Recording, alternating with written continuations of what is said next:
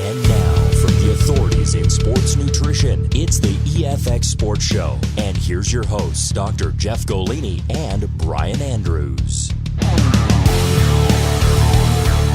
Well, welcome to another episode of EFX Sports Show. My name is Dr. Jeff Golini, and I'm here with my co-host, Mr. Brian Andrews. Brian, how are we doing today?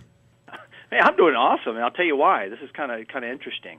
I remember we threw out one of our email addresses a while back just asking if people had questions, and wow, did we get some crazy responses. And what's most interesting is how far and wide across our country it is. You know what I'm saying? I mean, I guess the show's really caught on because literally I've got questions from Ohio, Florida. I mean, your home state. It's crazy. Yeah, that's pretty exciting, and that kind of what today's show about. The first half, we're going to answer your questions. So, part of us asking for questions is to answer them. We are experts in some fields, and we'll wing it in other fields. No, just kidding. But then the second half of the show, we've got a very special guest, and I'll let you introduce that gentleman. It's going to be, again, we had him on not too long ago, Mr. Bruce Butterbredt. He's the CEO of EFX Sports. We're going to actually delve into the topic we're on now, but in a slightly different way. We'll let our listeners wait for that, and they'll love it. So who do we got? What's our first question that we're going to read here? One thing I did is when we got a lot of these questions, I was pretty amazed at how many of these actually dealt with the compound creatine. Now, this is something that's been around for years and years and years. It is by far still probably one of the most famous and widely used products out there. And I guess people know that, that's a forte of ours as a company, and especially yours, my goodness. So anyway, the majority of these questions focus on creatine. So, hey, let's take it right from the top, right? Right. So our first question actually came from Mary Andrews, no relation to me as far as I know, from Cleveland, Ohio. Now, she says this: my son is heading to college and has really gotten into weightlifting. He told me he wants to take something called creatine. He tells me it's safe and not to worry. However, I searched online and saw a few conflicting bits of information about it. Could you tell me what this stuff is and if it's okay for my son Brandon to use? Yeah, that's a good question, Mary, if you're listening. First of all, when we're talking about creatine, we got to be more specific because 15 years ago, creatine meant creatine monohydrate. Today, creatine can mean anything from a pre-workout to a BCAA to a standalone creatine product. So when we talk about creatine, we want to talk about creatine monohydrate, which is the king, one of the most researched items of all time. And there are no long-term side effects that we know from creatine monohydrate. So yes, it is safe. Now, some of the things you see on the internet, there are a lot of minor side effects. Things like you can get, bloating, stomach cramps, diarrhea, sometimes dehydration. And that's due to the instability of creatine in solution. And the second half of the show, we're going to talk a little bit more, Mary, about, how that was fixed. But I can tell you that it is safe. One of the main things is that, we make sure kids don't use too much. You only need about 1 gram for these young guys. They don't need to be taking 5 and 10 and 15 grams, way too much. This is where some of the dehydration and things come into play. But like I said, make sure that it's creatine monohydrate is the source. Creatine ethyl ester, creatine HCl, and all these other wacky creatines. Don't waste your money on those. Fantastic. Well, and just to add to what you said, I think, especially being a mother and having kids myself, she probably is also kind of thinking, hey, is this a drug? I mean, is this stuff really safe? And she has to understand this is really a food-grade product, meaning it's not a chemical per se. I mean, your body already naturally has it in there anyway. And this is one of those ingredients, one of those compounds that athletes have been using for years and years and years. It is the most researched compound in this industry, in the nutrition industry. And I believe, if I remember correctly, I think it was around, the 92 Olympics, 94, somewhere in there, when it really hit the market. I mean, kind of the underground called it the creatine Olympics because so many athletes picked up on it because it was legal. And obviously you weren't going to fail a drug test when you used it. That's pretty encouraging. It is. And one of the things also you got to remember is that your body produces creatine. It's one of the few things that if you don't have, you cease to exist. So it's not like, creatine is just some drug, something that we take for athletic performance. No, it's a very important part of our whole metabolic process. This is how we get energy for fuel, comes from that creatine. So again, athletes need a little bit more. So by supplementing, it helps to build those creatine stores up so that you've got more energy when you're ready for it. That's right. The simplistic way to say it is it's really all about energy, not stimulant energy, but you're supercharging your system with the fuel it needs when you're doing weightlifting type movements. It's not great for a marathon runner per se, but a sprinter, totally different ball game. It's going to give them that extra edge, that extra power in a legal and basically safe way. So hopefully that answers her question. All right, well, let's move on to number 2 here. Jason Lawson from Miami, Florida, he says, is cycling creatine a marketing scam, or is there some real science behind it? So I guess we need to first of all come off and say what is cycling or loading creatine, this type of thing. Yeah, and you got to take a step way back and look at where this even came into play in order to fast forward to 2016. So there was a small study that was published, I believe, back in the late 80s or right at the beginning of the 90s, that they talked about loading. These are kind of two of the things. We're talking about cycling and we're talking about loading together. So loading means that you take an abundance amount of creatine in order to oversaturate the muscles, and then at some point you go to a control. But they only did it with like 2 people. It was a pretty bad study. It was more just an exploratory study. So what happened in the industry is everybody jumped on that, and back then creatine was $100 a bottle. So again, if you could get somebody to use that first bottle in 10 days, you could get $200 out of each person a month. So that's kind of where the loading thing came in. The cycling, what that means is you're going to be on something for a period of time. You're then going to go off, discontinue using that, and you call that a cycle. Because obviously it's like, a 24-hour day, it's a cycle. So one of the things you got to realize is that, first of all, you don't need to load. That was a marketing scam. Cycling, the creatine is burned up in about 3 hours, so there really is no need for cycling that either. It's one of the few things that you can use all the time. Now, personally, I always recommend that any supplement, you should go off for a day or two, a weekend, every, 3 months, just to kind of let those receptor sites cleared out. But if you look at this as more of like taking protein or eating, you can do it every day. You really don't need to cycle that. Hopefully they're encouraged by that. And, I know, too, the word cycling really comes from the drug world. And what I mean by that is the anabolic world, steroids, because that is something you really have to do cycles on. So people kind of took that and loosely applied it, say, into the sports nutrition world. So the term kind of stuck, so to speak. But, again, like you said, there's no real absolute scientific basis for it. It's been more of an opinion thing. When people do the loading phase, they kind of get a rush sometimes because their cells are filling back up. But beyond that, again, it's to me, it's about efficiency versus the effectiveness and saving some money, man. Well, absolutely. And the key to any supplement working is consistency, and especially with creatine monohydrate or crealkaline, which is the patented Blu-ray version. You don't use it today, miss it 2 days, take it 3 times tomorrow. That inconsistency is why a lot of people consider themselves, I've heard people say, I'm a non-creatine responder. Impossible. You're a non-responder, you'd be dead. You got to have creatine. You just don't know how to use it properly. And then number 2, it isn't a miracle. You don't take creatine and you're going to, break the world record in something. It's a tool. It's an aid. Right. And again, we're talking about getting just a little bit of a competitive edge. I mean, some people, like you said, they say I'm a non-responder. Then some people swear almost like it's a drug. It's kind of funny how people are so vastly different, but you're correct. You have to have this in your system. We're just talking about adding more. I mean, maybe not the best way to throw an analogy out, but like using a multivitamin.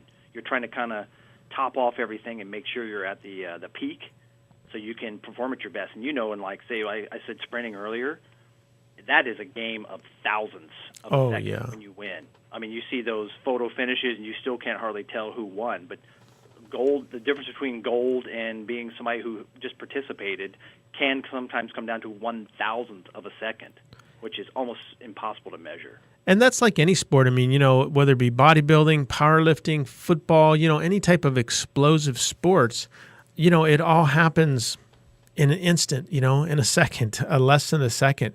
So again, if you're an athlete, you're asking more from your body, you had better be eating than what the couch potato does. McDonald's isn't your source of protein. So again, the higher quality of the input, the better the performance that you're going to have. Well, one thing that's really nice, too, just being around the industry so long, is that the price of creatine, like you talked about with the 100-gram bottles, sell for, what, $100? Oh, yeah, $99.99. So dramatically that it's like it's so economical to use it. And to me, I'll say this. I think if I literally was forced to pick one supplement to use, it would be creatine, hands down. Oh, absolutely. I mean, it is the most important. And, part of the reason why the cost came down is I was the first one to bring it to market back in the early 90s. And it wasn't being produced, at a commercial rate as it is today. Today we've got, large reactor systems producing this. We've got big production plants, not only here in Billings, but, throughout the world that are producing this. So again, that's how you get costs down. You produce more. Sure. Well, supply and demand, right? Simple. Absolutely. Economics. Hey, Jeff, look, we're ready to go to break. Let's go ahead and take that break. When we get back, I got a question actually from your home state there, Montana. All right. Sounds good. We'll be back in a few. Hello, this is Dr. Jeff Golini with EFX Sports. By now, you've been in the gym and on your New Year's resolution diet for about a month, and if you're like most, it hasn't been easy. Well, here's something that could help you. Go to the store and grab a few supplements from EFX Sports. This will help keep you on the right track, and there's many products to choose from. My favorites are Crealkaline, the best creatine supplement on the market, Carbolin, to help power you through your workouts without sugar and loads of caffeine, and NF Pro Whey Protein to help muscles recover after a workout. That's a powerful trifecta, and the best part is it's made here in Billings and they're affordable. You can find all these products at Bonanza Health Foods, Lucky's, GNC, Granite, or Yellowstone Fitness. But if your favorite store doesn't carry EFX yet, I would love it if you would ask them to. For real, drug-free muscle, it's EFX Sports.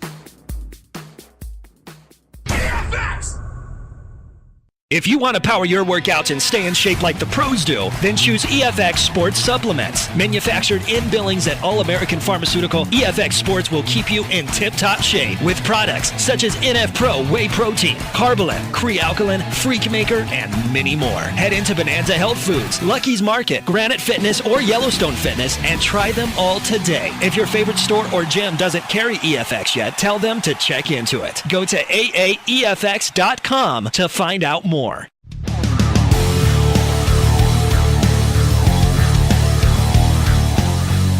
Well, welcome back to EFX Sports Show. Dr. Jeff Golini and Brian Andrews, and we're just going through questions. We always say if you've got a question, email us, Facebook us, get it on there. We love to answer it, and if it's a great question, we'll read it on the air. And that's kind of what we're doing the first half of this show.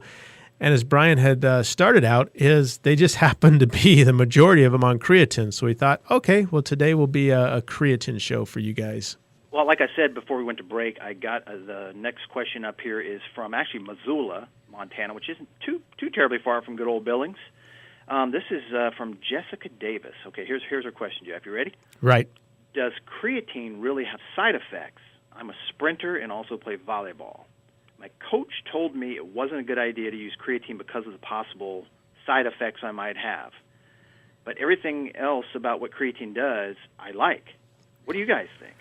Yeah, and that's a great question because, again, as we kind of opened up under Mary's question, very controversial because people who are diehard creatine monohydrate people do not want to admit that there are side effects. And the reason is we don't want this thing banned. But we got to be honest and truthful. Is it dangerous? No. Is it safe? Yes. The side effects come from the flaw in creatine monohydrate. And again, as we said, we're separating. Creatine is a watered-down category. Forget creatine ethyester. Forget all this creatine HCl and creatine nitrates. Garbage, bogus, marketing, made in China, no good, full of side effects. How do you really feel about it? Yeah. And as you know, at the end of the day, if it was good, I'd be making it here. But, again, we have the advantage of making the best of the best. So let me talk about what the side effects are. Creatine monohydrate has one flaw, is it is not stable in solution. The minute it hits solution, meaning water in a glass, you put it in a protein drink, or it hits the stomach, it instantaneously starts to convert to creatinine. Now, creatinine is a bio waste. It's a toxic byproduct. Now, this is a normal part of our bodies burning and expending creatine, similar to your car burns gas. You've got exhaust. Well, this is the exhaust, and our bodies are built to get rid, through the kidneys, of this waste. When you go and you have a kidney test, what they do is they measure your creatinine levels because they want to make sure that you are excreting at the right levels. So, they've got all that worked out. So the last thing you want to do is to take a creatine monohydrate that's not stable. It's converting to creatinine, and you now are drinking this creatinine. That's where all the side effects come from. Bloating, stomach cramp, diarrhea, nausea, water retention, dehydration, all the things that people who liked it and people who quit using it because they didn't like those side effects. The good news is I fixed that problem with Crealkaline, which achieved 3 patents, and there's several patent pending still, basically stabilizing that creatine so that you don't experience those side effects. So does some creatines have side effects? Everything does, but Crealkaline. So that's kind of my real answer to that question. It's interesting. I think of all the years that I've used creatine, done research on it, read about it, forums, whatnot, outside of the whole cramping issue people talked about, there's always that thing riding in the background. People talking about kidneys and kidney problems and, oh, my gosh, it's going to blow your kidneys out, that type of thing. Now, I think there's a couple sides to that thing. Number one, if you already have some kind of kidney damage, okay, that's one thing. Now, let's go to a basically healthy individual. They should really not have any problem. What we're talking about is not using so much. Like in the old days, guys were guzzling down, mass doses, and that potentially could put a load on your kidneys. I just know that with kidney damage, it's one of those things that kind of happens. It sneaks up on you, and it's irreversible. So what I'm trying to say is, a lot of people, when you talked about stability over the years, they thought it was a joke or something you made up. And I just remember used to think, but you have the science to prove it, number one. And number two, why on earth would you want to be drinking a bio-waste? That's ridiculous. I never even knew about that until actually we met. Mm-hmm. And I started doing my own research and reading up on this and got to a point where I guess I was knowledgeable enough to be a part of the book you wrote. I was interviewed for that as an expert. So maybe what I'm trying to say is, we've definitely got to talk to more about the Crealkaline aspect of this. But when it comes to the creatinine issue, you remember in the old days, too, when people first started taking this, there were people saying, oh, my gosh, my doctor told me I had to get off. My creatinine levels are through the roof. My kidneys have problems. But all it was is they were overdosing specifically on how much creatine they were taking. So when they had their urinalysis done, the doctor saw the markers off the chart based on the conversion you talked about. Yeah, and you got to be careful. Again, you don't need a lot because your body can only use so much at one time. So again, we don't want to be overtaxing our kidneys because kidney disease is irreversible, as you said. So again, a little bit of preventive maintenance, a little bit of just smart thinking. A lot of times in the U.S., if 1 is good, 5 is better. Well, not with creatine. There's been enough studies done, and we've done studies showing that the more, it doesn't work any better. It actually works less by taking too much. But again, in order to keep safe, you got to keep things no matter what it is. You drink too much water, it's going to kill you. So again, keep those levels down around, that 1.5 to maximum 5 grams. You don't need any more at one time. Now, again, that doesn't mean if I take 10 grams today, I'm going to cause liver damage or kidney damage. It's over time. But again, is it worth it? I say no. Yeah, and that's the main thing. And you're right. It's funny, just especially you see it maybe with the younger generation. But as a general rule, people think, well, if 2 of something is good, 4 is better, or 10, you're going to get to a point where it's called diminishing returns, where you're just not going to see any more benefit from taking anything extra. Like I think I said in another episode as a joke, they say more is better only applies to women and money. Yeah, exactly. Well, hey, you know what? Let's go to our last question here. This one came from Shane Barton from Richmond, Virginia, of all places. That's actually my hometown. Go Rams. His question was this: do you or Brian know anything about this new creatine product I keep hearing about called HCl, or actually creatine HCl? I was thinking about trying it, but I wasn't sure if it was really worth it. Some people online swear by it, but I just don't know who to believe. It's not that expensive, so should I give it a run to see for myself? Yes, Shane, go ahead and run. Run right from the store that's trying to sell you that crap, man. There's your answer. We're done. That's it. Here's what you got to remember, Ed. Brian, you've got a book out there showing people how to make creatine monohydrate. I mean, we're talking about giving you the whole process. If you want to go make it at your house, you can knock yourself out now. And it is legal if you could, have all the equipment.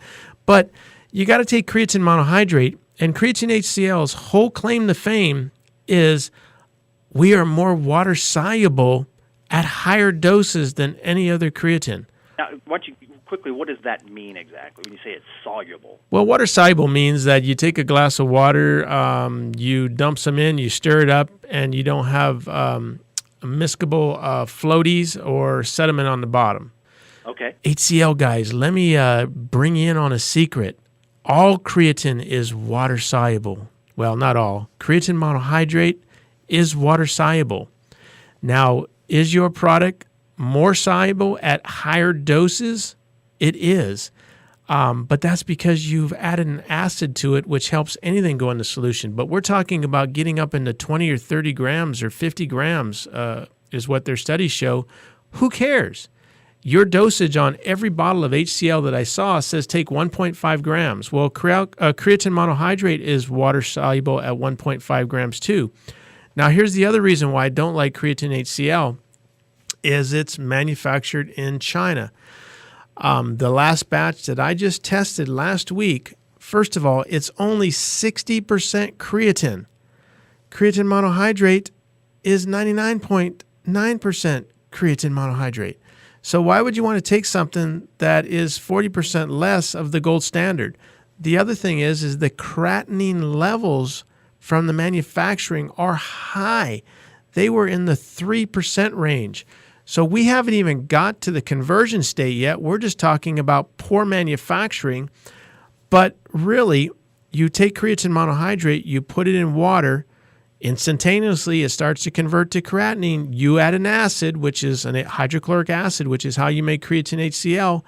The lower the pH, as you get acidic, the quicker that conversion. So it only makes sense that you're going to have high creatinine levels just in the dry powder.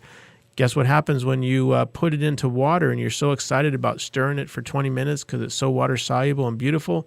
You are converting even more to creatinine. Well, and I want to make sure we're so clear on this. So you said it's 60% creatine.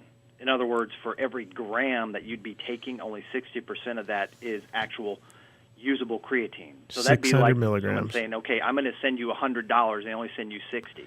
Yeah, or you buy a 100-gram bottle and they only give you 60 grams because the rest of it is filler. Well, essentially that's what you got here is you've got an acid filler, which does nothing but help them get it in the solution better at high dosages. Well, and not only that, but HCl, for those who don't know chemistry, is hydrochloride. So that's an acid. So we're talking about taking, like you said, something that is already unstable and mixing it with an acid, which makes it even more unstable. Exactly. So again, it was more of a marketing ploy. I think the question is there are people that say it works. Creatine, even if you took a creatine monohydrate that was only 10% creatine, it's still going to work. That's how beneficial creatine is you don't need a lot of it. So our prior question was talking about using smaller amounts. Now, it's interesting that all the creatine HCl guys stole what I came up with, 1.5 grams. They've got no research to substantiate that.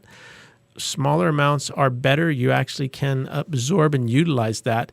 So one of the reasons why, yes, it still works is you're still getting some creatine, but again, you're not getting enough, and it's more expensive. Yeah, that's I think the bottom line too. Is like we said, the cost of all this has come down so far, and yet this costs more. And what's really interesting, this reminds me of something that maybe some of our listeners have heard of or haven't.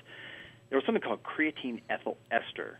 And I remember we were the very first people that I can think of to come out and tell people, just like we're sitting here talking about this compound, not to use it, that it really wasn't what it was being marketed to be. And in time, it came and went. Yeah, and you're going to see the same thing. And again, if it was something great, we'd have crealkaline ethyl ester or crealkaline HCl. But again, it isn't. I've been doing this for a long time. And I think, again, as you look at, what is the granddaddy, what is the king, what has been researched the most, it's creatine monohydrate. You will not find any studies that I know of on performance with creatine HCl. Sure. Well, and you know what? I could not agree with you more. And hopefully, Shane, you got our point here. If we had to say it anymore, don't give it a run, just run away. So on that note, let's go ahead and take a break. When we come back, we're going to bring our special guest on. Sounds good. We'll catch you on a bit. Hello, this is Dr. Jeff Golini with EFX Sports. By now, you've been in the gym and on your New Year's resolution diet for about a month, and if you're like most, it hasn't been easy. Well, here's something that could help you. Go to the store and grab a few supplements from EFX Sports. This will help keep you on the right track, and there's many products to choose from. My favorites are crealkaline, the best creatine supplement on the market, Carbolin, to help power you through your workouts without sugar and loads of caffeine, and NF Pro Whey Protein to help muscles recover after a workout. That's a powerful trifecta, and the best part is it's made here in Billings and they're affordable. You can find all these products at Bonanza Health Foods, Lucky's, GNC, Granite, or Yellowstone Fitness. But if your favorite store doesn't carry EFX yet, I would love it if you would ask them to. For real, drug-free muscle, it's EFX Sports. If you want to power your workouts and stay in shape like the pros do, then choose EFX Sports Supplements. Manufactured in Billings at All American Pharmaceutical, EFX Sports will keep you in tip-top shape with products such as NF Pro Whey Protein, Carbolin, Crealkaline, Freakmaker, and many more. Head into Bonanza Health Foods, Lucky's Market, Granite Fitness, or Yellowstone Fitness and try them all today. If your favorite store or gym doesn't carry EFX yet, tell them to check into it. Go to AAEFX.com to find out more.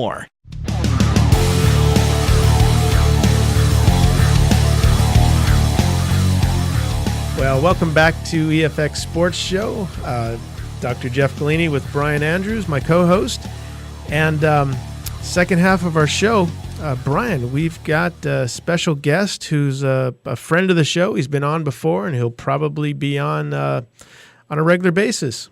Well, yeah, I'd sure like to hope so. And it's funny because we've spent the last, half hour or so talking about just, creatine. It's something that's obviously near and dear to our hearts, and we know that EFX Sports, as a brand, it's by far their number one selling product, honestly, worldwide, and that is specifically your invention, crealkaline, or as we call it, crealkaline EFX. So it's just natural that we actually bring on Mr. Bruce Butterbredt, who's the CEO of EFX Sports, so we can kind of have him maybe share a little bit about his thoughts on the crealkaline product and where he sees that going, the brand. I mean, there's so many facets and aspects to this thing. So let's just move on. And with that introduction, here is Mr. Bruce Butterbredt. Hello, Bruce. Well, thanks for having me. I was on previously, and it was a lot of fun. And I always get a kick out of having an opportunity to talk about sports in general. I love sports, played sports, but I also really enjoy talking about EFX Sports and actually how we can help enhance an athlete's performance and certainly enhance their efforts. And I think this is probably one of the questions that I get a lot, and I'm going to propose it to you, Bruce, is why does EFX Sports only sell crealkaline creatine form? Yeah, that's a good question. For those that don't know, we could actually we can manufacture, we can sell any type of creatine, but we choose to only sell crealkaline. And, really the reason why, let me just take one step back, is before I became a leader for Crealkaline and EFX Sports, I had to become a believer. And so way back when, 10-plus years ago, I actually used Crealkaline creatine after about a 6-year hiatus from using other creatine products. And what it did for me, what I really liked was not only was it convenient, because it was in a capsule form, I didn't have to measure anything. I could simply take a couple capsules about 30 minutes to an hour before my workout. But what I really liked was that immediately in my very first workout, I noticed that in between sets, I was recuperating faster. So in other words, instead of being gassed for 30 to 40 seconds, I was springing back a little bit quicker, and I noticed that I actually felt stronger. And from there, I became really a believer in Crealkaline. So when it came time to have a brand and sell a product like a creatine, which is proven over and over with 200-plus studies that it actually works and enhances strength, it was hands down an easy choice to make to only sell Crealkaline creatine, not only because of what it did for me, but also because it's a patented form of creatine, which is very important, I think, for people to understand. There's that word patent gets thrown around a lot. And so, a question that I think that comes up a lot, and I think, Dr. Golini, you're perfect to answer this, is as a patented form of creatine, Crealkaline, you have a manufacturer's patent. How is that? What's the difference between a manufacturer's patent and maybe just a patent that we typically see in the marketplace in the sports supplement industry? And I know Brian hears me complain all the time about sometimes how long it takes. But yeah, there's two different types of patents. In simplified terms, there is the manufacturing patent, the utility patent, that is based off of the invention. Meaning that if you take two pieces of board and you nail them together in a way that no one else has done before, that's part one. Number two, you got to show that it has solved some problem. So you just can't pound two pieces of wood together and get a patent on it because you haven't solved anything. All you've done is created something that has no means. So that's a manufacturing patent. The second part is a use patent, or the second type of patents are use. This is, you've got a common item like beta-alanine that's been out on the market for many years, but you now have done a big study and you've discovered a new use that no one ever knew about. You then can get a use patent so nobody can use that product for that particular use. So let's say beta-alanine's use patent is for recovery. If you want to market it as a recovery product, you have to use that patent and you're going to have to pay a royalty. But if you want to sell it as a weight loss product, it doesn't care. Now, if I have a patent on beta-alanine on the actual manufacturing process, no matter what you sell it for, you've got to get it from me because I own the processing. The processing, the manufacturing patents, they take a lot in order to issue. Like all of the patents, they're global patents. So you're looking at, having to make sure that no one in any part of the country has done anything similar. And you wouldn't know it until you've actually get into the patent offices and they start to scrutinize these things. And all of a sudden, Jim Beam over at the distillery, did something similar with grains. They go, nope, that's prior art. Someone already had that idea. So somebody skilled in the art could do what you're doing. And that's really what it comes down to, is there's no prior art, and somebody who is skilled wouldn't already know that you've actually developed and created something completely different. Well, and what's interesting about that, and you're exactly right, I think the most surprising thing that I found, like you said, was how long this process is and how actually hard it is. It's not something you just apply online and a couple days later you get a certificate in the mail saying, congratulations, here's your patent.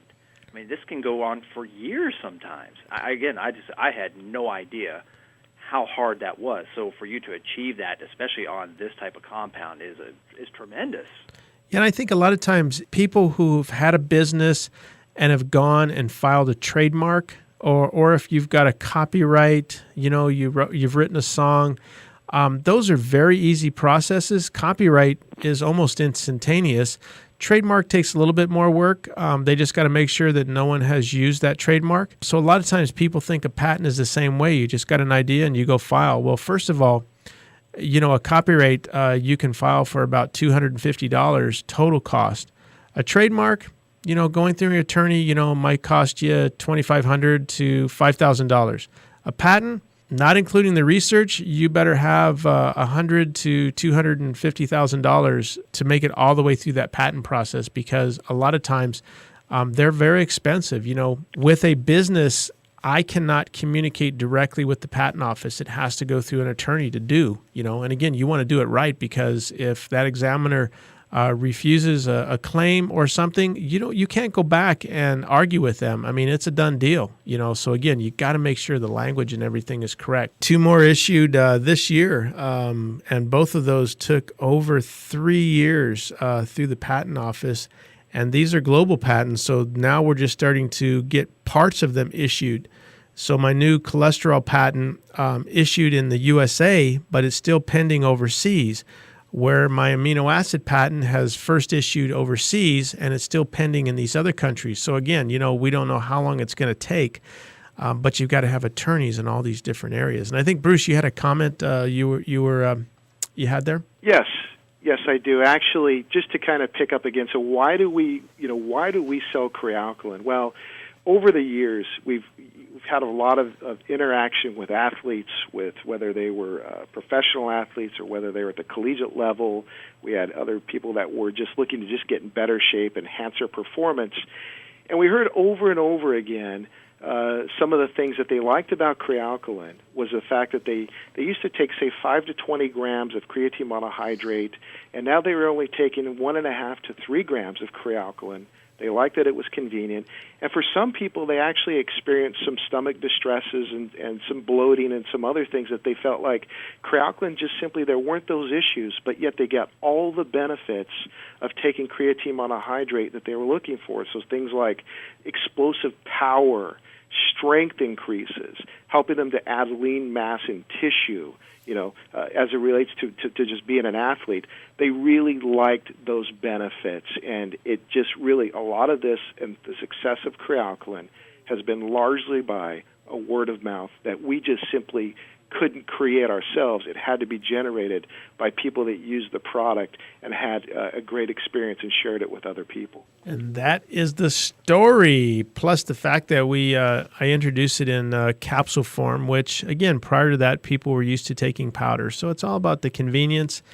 And the purple pill was first Crealkaline before it was anything else. Yeah, it's funny you said that. I distinctly remember in the beginning stages of all this, when people would see a capsule form of it, it was kind of revolutionary to the industry, so to speak, and then it became the standard.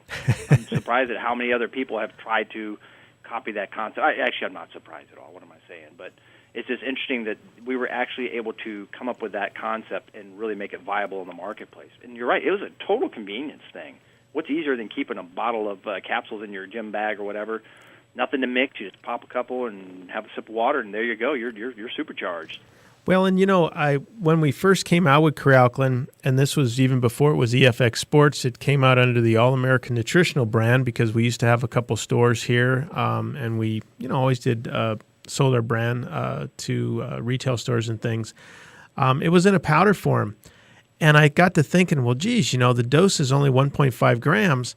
I can get that into 2 capsules. And I know me personally, I'm tired of taking powders. I'd rather take a couple capsules.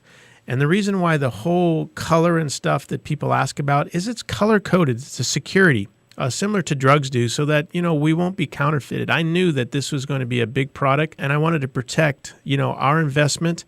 And again, to be able to assure the consumer that you're taking the original patented form, and it wasn't some counterfeit, if we would have just done it in clear caps. Hey, and guys, hang on real quick. We got to go to a break here. And when we get back, I want to pick up with this subject, which I know is near and dear, especially to Bruce's heart, is our testing standards for this brand, and also some of the designations that we've earned that, put us in a very small percentile as far as, let's just leave it at that. When we get back, I'll let Bruce explain that.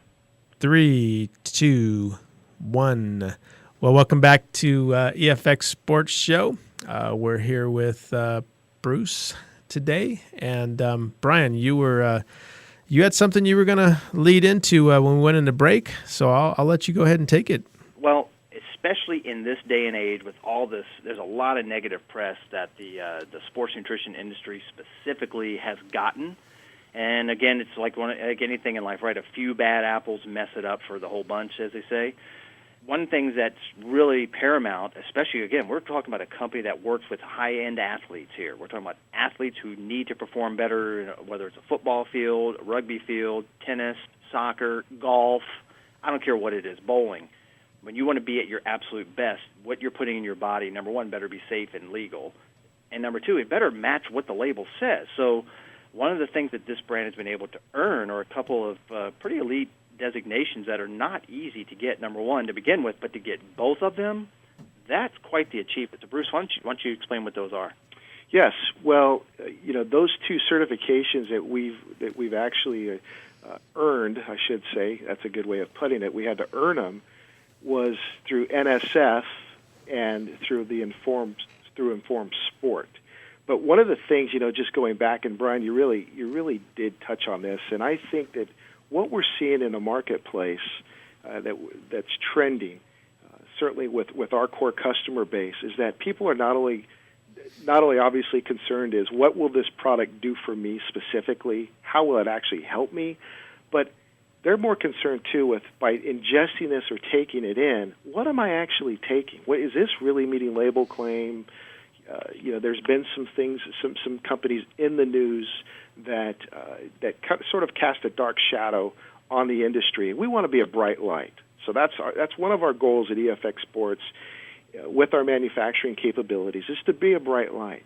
And and I'll kind of lead this in with Dr. Golini. I've been to our facility in Billings, Montana. It's fantastic. And what really grabbed me the first time I ever saw it, and I just literally stopped me in my tracks, and I thought, what in the world are these people doing? Is that I saw incoming raw materials being tested, and I saw a group of workers, hunched over, taking core samples out of the incoming product, putting them in some sort of beaker or vial, I don't even know what it was, and it went until I don't know if people still experience this, but back in the day when I used to go to the bank, and I used to, because everything's online now, but I used to put my check or whatever it might be in, into some sort of container, and it would, through some sort of vacuum system, it would shoot up above in the sky and go across into the bank teller, and then she would shoot it back to me.